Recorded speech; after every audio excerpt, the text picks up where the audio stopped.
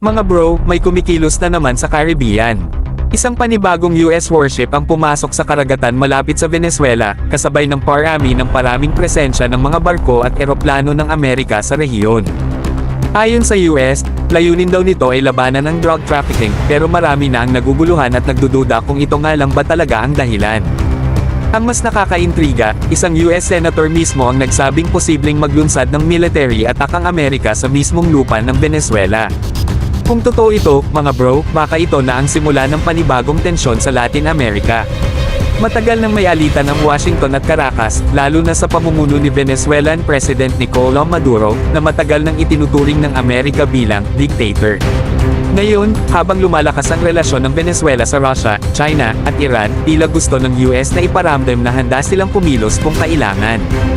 Ang pagpasok ng bagong barko ng Amerika ay hindi basta-basta, bahagi ito ng mas malaking operasyon ng US Navy at Air Force sa paligid ng Caribbean Sea. May mga surveillance flights, maritime patrols, at joint exercises na sabay-sabay na nangyayari, at mukhang nagpapakita ng puwersa ang Amerika bilang babala hindi lang sa mga drug cartels, kundi pati sa mga bansang sumusuporta sa rehimeng Venezuelan. Kung tutusin, mga bro, delikadong sitwasyon ito, dahil kung tuluyang umabot sa military confrontation, siguradong madadami ang buong rehiyon. At gaya ng dati, kapag gumalaw ang Amerika, may domino effect yan sa global stage. Kaya mga bro, stay tuned, dahil kung tuluyang lumala ang tensyong ito, baka makasaksi tayo ng panibagong proxy conflict.